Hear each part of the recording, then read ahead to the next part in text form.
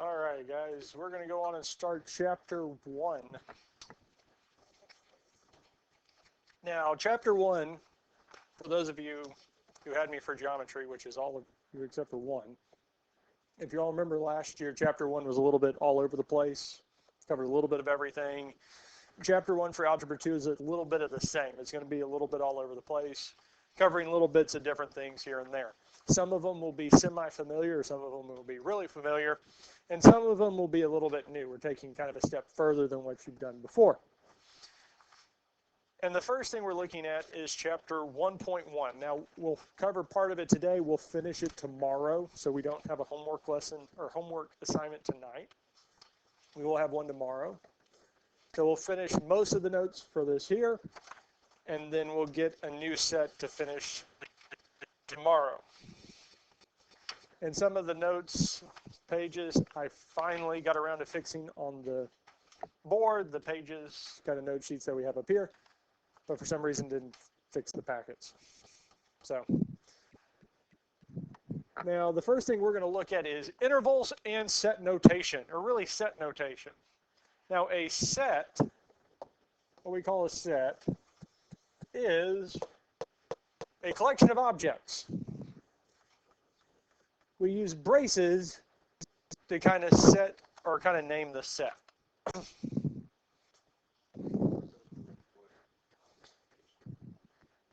Because we can use those for multiplication, but we can also use them for sets.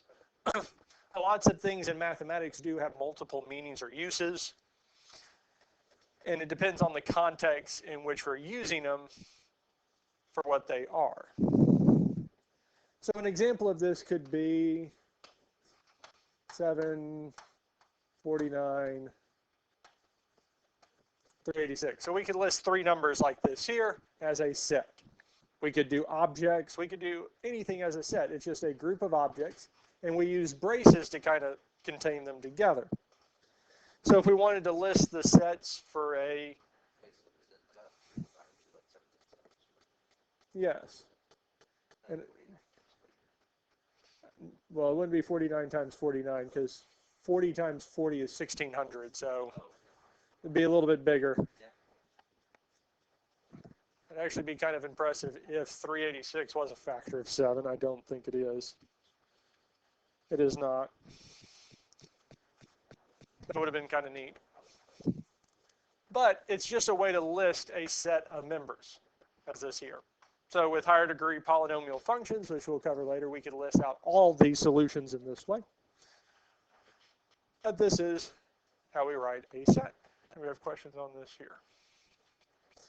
Now, set builder notation is a more specific way to write a set. And we do this by describing the properties of its members. Now we do this for when listing the set or listing the terms out is either too tedious or not possible. We go to set builder notation. Because if we wanted to list all the numbers or all the fractional, irrational numbers, every number between 1 and 2, it just wouldn't be possible. There's just no way to write it in any way, shape, or form. So we would use set builder notation, and we'll get more into how to write in set builder notation tomorrow. But there's just some things we just can't list. Because trying to list all the fractions between 0 and 1 is just not possible. Or the other way that we can do it is write it as a pattern that can be continued on, and there's just no way to write that as a pattern and include all of them. Now the two examples we have here, 1, 2, 3. We can just say 1, 2, 3, and that's the set 1, 2, 3. Now the set of all whole numbers, we can write this as well. The first odd whole number is 1. The next one is not 2, 3. Then we have 5, 7, 9. Well, it just continues on forever, yes? But if we can establish a pattern 1, 3, 7, or 1, 3, 5, 7, 9 going on, what we can use is the dot, dot, dot. Because once we have a pattern established from the numbers in the set, we can use dot, dot, dot to say it continues on forever. So we don't have to list them all out. And especially in cases like this one here, where it does continue on forever, we could also use set builder notation to define this. Questions on any of these here?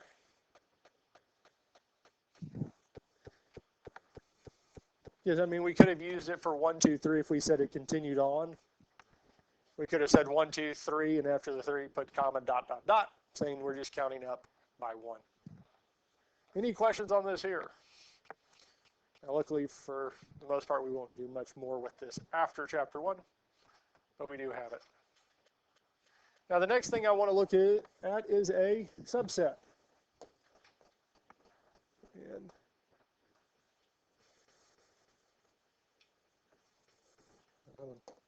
there we go. There we go. Apparently, it's not going to erase that part. There we go.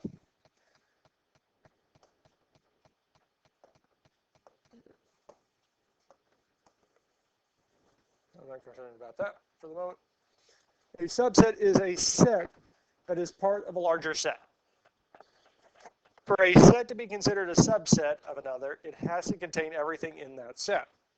So if we look at A and B here, highlighter. So if I look at set A contains the number 1. Set B also contains the number 1, yes? Set A contains 3, 20 exactly, and 15, 27, and so is everything in A contained in B? Is everything in B contained in A? No. So what we can say is that A is a subset of B. Subset. Yeah, it's a little squished C.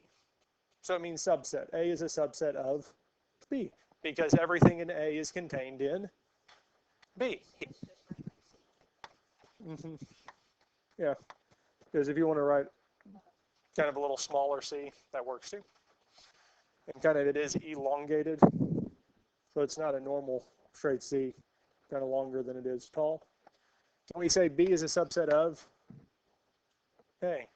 No. So we'll put a line through it and say B is not a subset of A because everything in B is not contained in A. If we wanted to use a more realistic example, we could say that, this classroom is a subset of the high school, yes? Because everything in this classroom is contained in the high school. Can we say the high school is a subset of this classroom? No, because there's other parts of the high school that are not contained in this room. Like Miss Hopper's class is not contained in here. But can we say that this classroom is a subset of this classroom? Can this classroom be a subset of itself? Because is everything contained in this classroom also in this classroom? Yeah. Or in our case, we could say A is a subset of A. Or we could say that B is a subset of B. A set can be a subset of itself.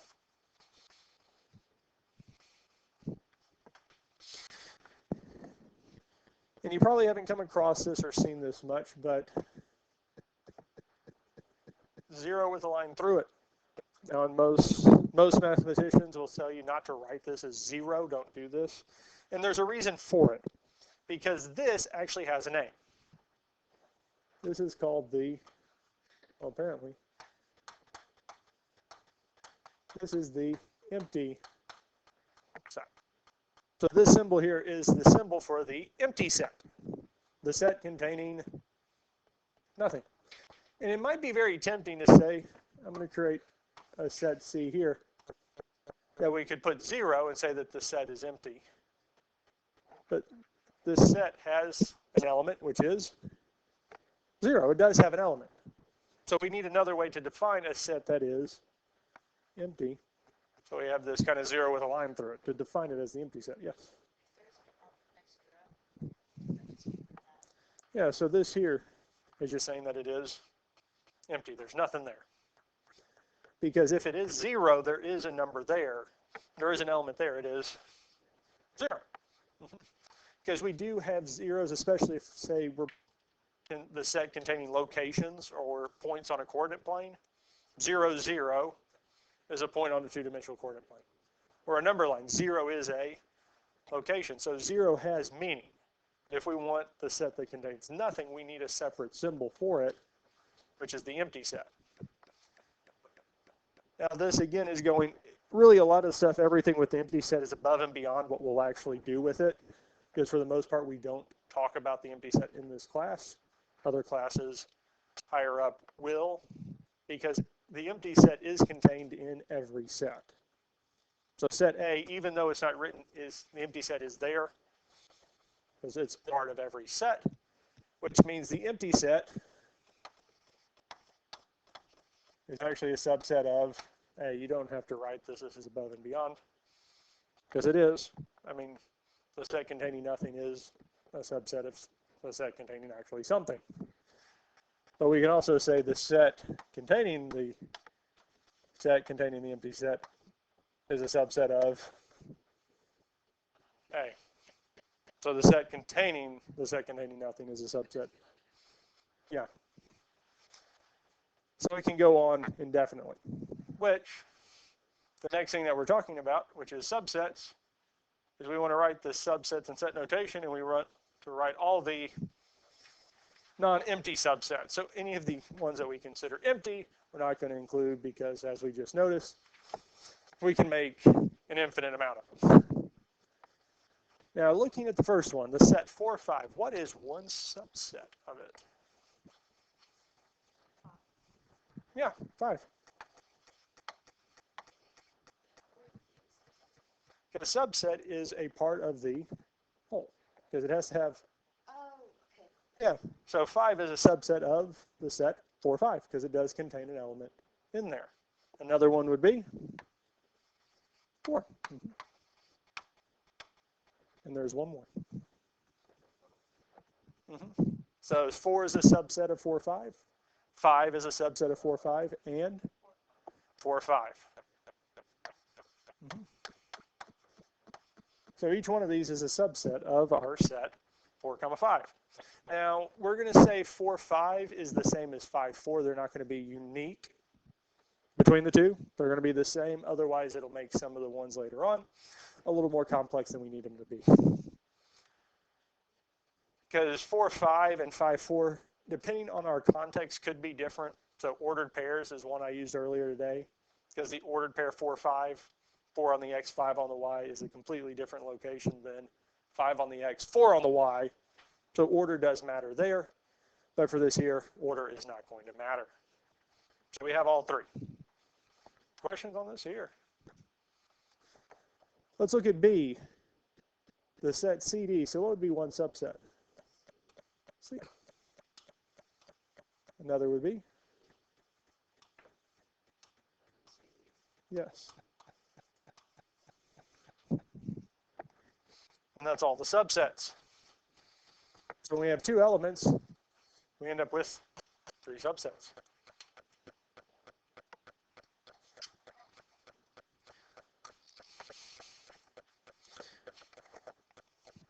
Any questions on subsets? Was this as challenging as you thought this was going to be? Well, let's move from 2 elements to 3. Yep, so we'll do 3 and 4. Let's do 3 first. So let's knock the easy one out of the way. So what are our 2 instead of just 4 and instead of just 6?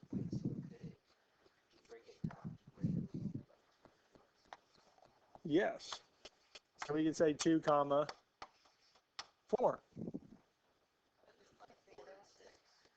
So we can do 4 and 6. Yes.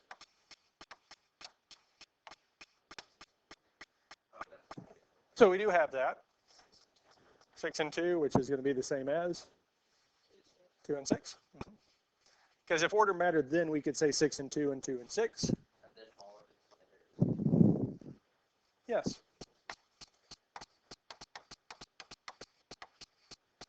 And one way that I help myself to kind of keep it straight is first I'll do the individual ones. We'll list all them out. Then when I do 2, I always start with the number farthest to the left, pick the one next to it. So here we have 2, 4. Then I'll keep changing that second number 4, as many numbers as we have, so change it to 6. Well, we can't go anything past 6 because we don't have any others left. Then I go back and change the one in front of it. Since I was changing the 4, number in front of it is 2. Move 2, 2, 4, list the ones after it. So we completely run out. We ran out for pairs of 2. Then we moved to pairs of 3. There are only 3 elements, so that's it. So there are 7 subsets for this one here. Kind of increasing a little bit, aren't they? So what would be our guess for the number of subsets for this here? Okay. So let's start off with the easy one and see if we get there. So E, F, G, and H. So are those all the subsets that have one element or one thing in it? Yeah.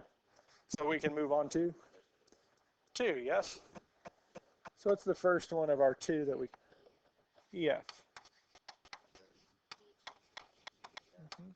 EG. EH. Can we go any farther with that? Well, you could go. So we can't, right, so we can't change the second spot, right? Almost. So I can't change the second one spot, EFG, EGH. Exactly, now I can change E to F. Well, we're still with 2 actually, because we can say F what? FG, FH, yes? Can we do any other pairs with F? No, so I can move from F to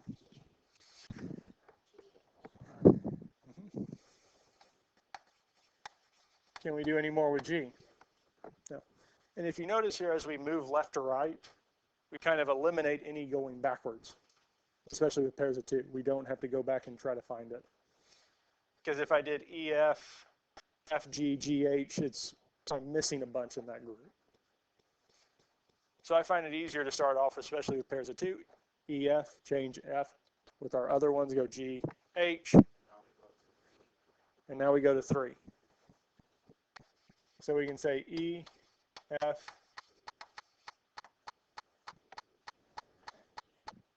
yes.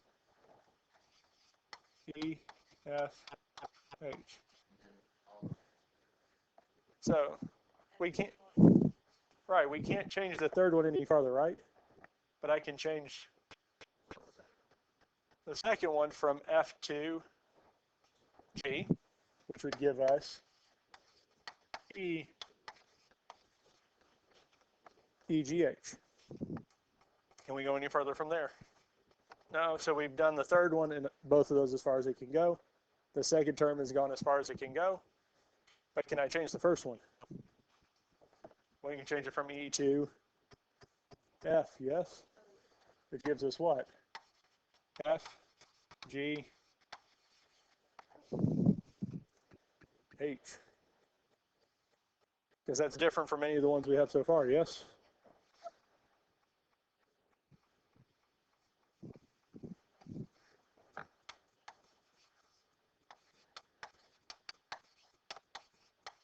And then lastly, EFGH.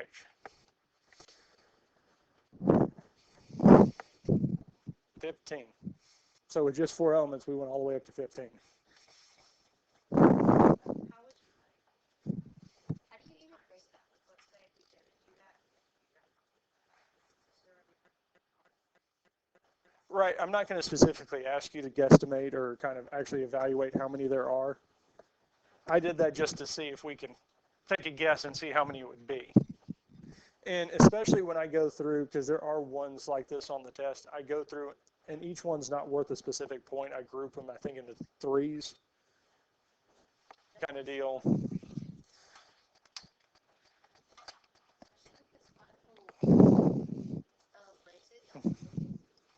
And I try to find I have the set list, and I will go through and see if you got them. If you put more, I just throw those out. I'm just looking for that set. Because if you gave me FE instead of EF, I will take it, because it's the same thing. Ready to do one with 10? No, we're not going to do that. That would be mean and cruel. Any questions on any of these here? We good with this here? Because the next thing we're going to look at is number types. And yes, this does jump, because we're going to skip that next page. I think it's the page after it. And I do need to fix the note sheets for that, and I'm going to rewrite this as one instead of having to fill it in one at a time. Now, this is something we've kind of talked about, or you've seen before, or it's been talked about before. Natural numbers are naturally the numbers you count on your hands and your feet. Just kind of our counting numbers. Yes. And mathematicians have a tendency to be lazy. Instead of writing natural numbers every time, they have come up with this symbol here to represent the natural numbers. So in most math books or math textbooks, they will use not so much the ones that we'll have for Algebra 2, but a lot of higher level math, they'll use this instead of natural numbers, or when we're writing proofs or theorems, they use this for natural numbers. And this is what we're talking about. Now, from natural numbers, our next type is whole numbers. Well, can we see what whole numbers added? 0. That's it. That's the only difference between natural numbers and whole numbers. But all natural numbers are whole numbers.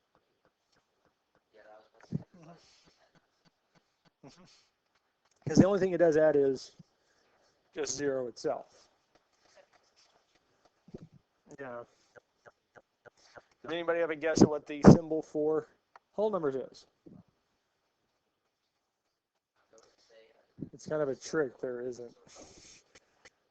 For most, they don't actually have a symbol for it. But it is, I've seen in a few places as a W with 2 lines.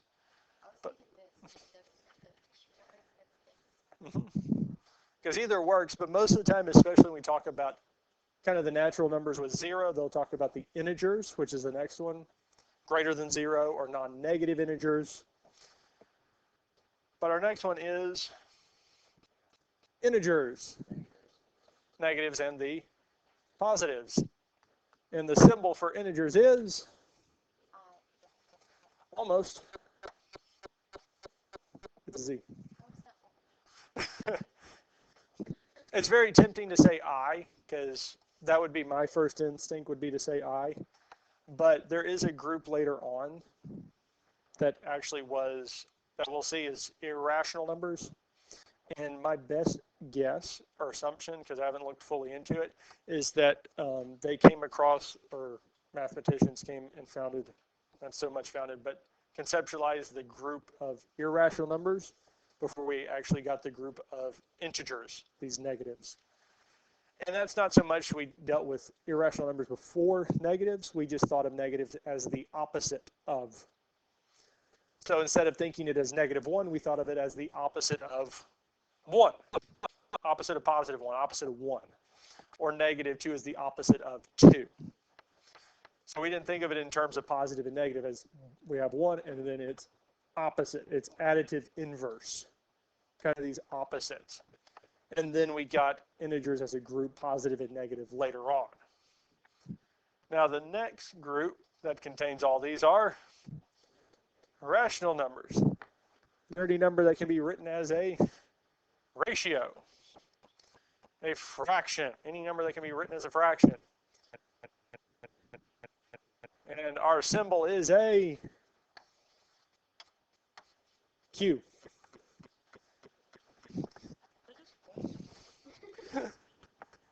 Well, I don't know so much the Q, but we can't use R because R is the real numbers. They conference all of this here. So R for real numbers takes that one. I is taken by our next one. So real numbers is going to be all of these. Yeah. Yeah, so that's one of the things I want to change with them is actually make this into one on y'all's note sheet so you don't have it multiple times over. Because it works out well for here, it just doesn't work well on your paper. Because we do have the real numbers, and I'll go one further. So the real numbers is everything. And all of these are considered a real number. Now, our irrational numbers, this is our I, the 2 lines, are numbers that are defined as a non-repeating, non-terminating decimal. So pi is irrational. The next one on this list is phi. And the last one is e. We've seen pi. We kind of know where pi works with circles. E is with logarithmic functions and is a type of exponential function. If you've ever talked about compound interest or compounded continuously, E is part of that function and how we can calculate that. I do not know where phi fits in. I just know that it is an irrational number. We're not going to use it in here. Square root of 2, square root of 5, these are also irrational numbers. If we can't reduce the radical, it actually works out to be an irrational number. But all these are irrational. And what contains all of these are real numbers. We consider all of these to be a real number. Anything on the number line is considered to be a real number. And its symbol is in R with 2 lines. That's why rational numbers is not an R, because the real numbers took it.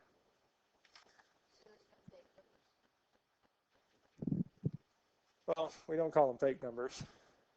We call them, well, okay, let's try this one last time. We call them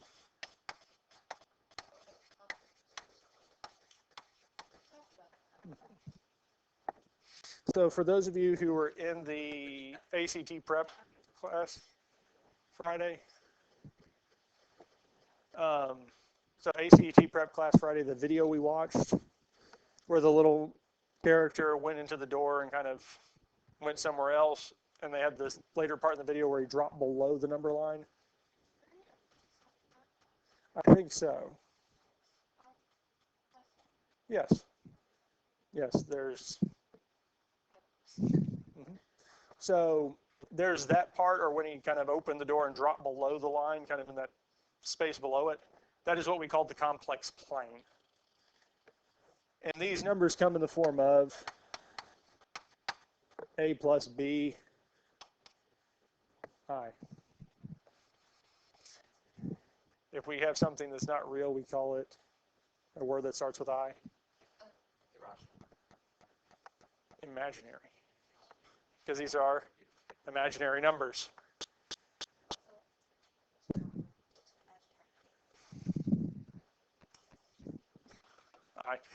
I'm not going to get too much further into it at this point because we will cover it in chapter 3. We'll dig into this when we start solving quadratics. Because I think I talked about it the otother day in, I can't remember if it's here or the other hour, the square root of negatives is where this comes into play. And we'll get into more of that later. But kind of I just want to see it, kind of this is what it is. I jokingly say since it is real and imaginary combined, it has a little bit of a complex numbers. But that's all kind of we're going to talk about here. Part of the homework assignment is going to be listing which ones do they fit in. Some of the numbers will fit in multiple categories and not others, because if a number is natural, it's also whole, it's also an integer, it's also rational, and it's real. So some fit more than one category. But the last thing we're going to talk about today is bounded and unbounded intervals. Now, bounded and unbounded intervals is something that you've done before. We've covered this in Algebra 1. We've covered it before then. Because a bounded interval is just a line segment that has 2 endpoints. Unbounded has 1 endpoint and continues indefinitely one way or the other. In geometry, we called it a bounded interval, a line segment, and an unbounded array. Is the context in which it's used. So for algebra, we considered it on a number line, where in geometry, we considered it on a plane. Now, bounded, this is on the last page, the front of the last page in your note sheet. So almost one page early. Yep. Now this text, there's a lot of text right here. Let A and B be two real numbers. It's that A is less than B. All we're saying, A and B are 2 points on a number line. And A is to the left, B is to the right. So we can define any two numbers as long as A is less than B. We can define any of these here. Then A and B are endpoints of 4 different bounded intervals on the real number line. So we have 4 different ways we can set this up. Now the first way is A is less than X is less than B. As an inequality, as an interval, we would say A bracket A comma bracket or B bracket. Yeah, so it's less than or equal to. So A is less than or equal to X is less than or equal to B. So bracket A comma B bracket, we're including both points. So on a number line, those two would be filled in. We can do circles. I just use squares for this here because it worked well with the program. Now one similar to it is A is less than X is less than B. So it's similar, but instead of having closed circles, we have open. Because it was a little bit easier to do open circles instead of open squares because it doesn't have those. And the last two are similar to the first, except we have one of each. Take two. So the first one, A is closed, B is open. The second one, A is open, B is closed. And this is stuff you've done before, doing number lines and inequalities and graphing them.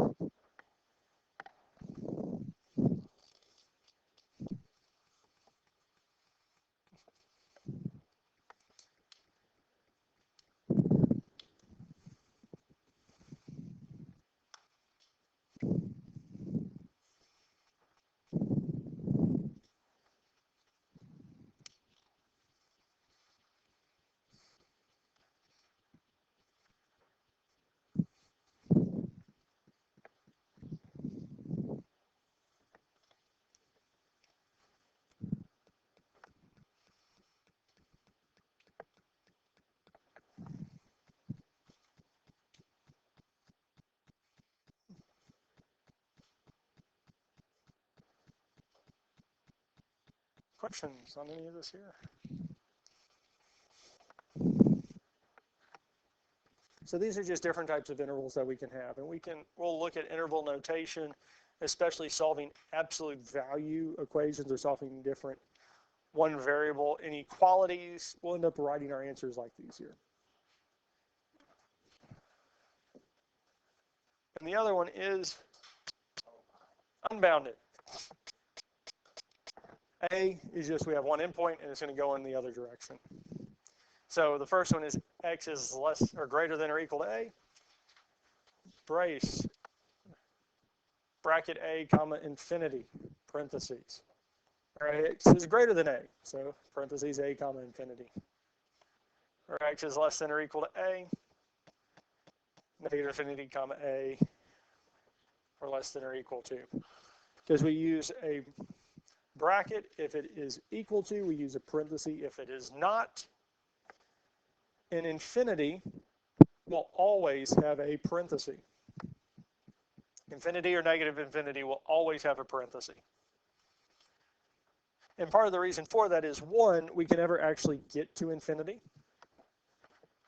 We cannot actually get to that number. It's something we cannot approach.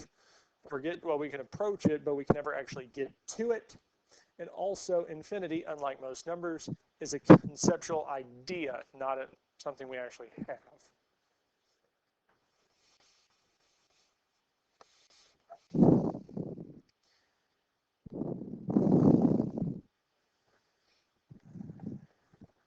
to quote one of John Green's books. I think it's A Fault in Our Stars. There are some infinities that are bigger than others. It was a very good book. I read both the book and watched the movies. They were very good. Green says that his brother has a TikTok. He shares information. So this is the last thing we're going to cover today. We'll dig more into this tomorrow. We do not.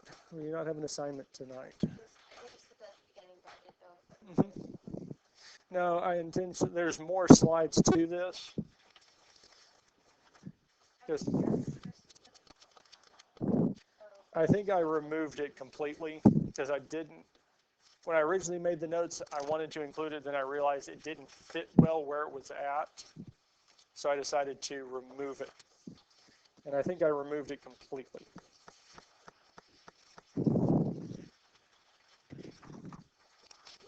Either that or I moved it to later on.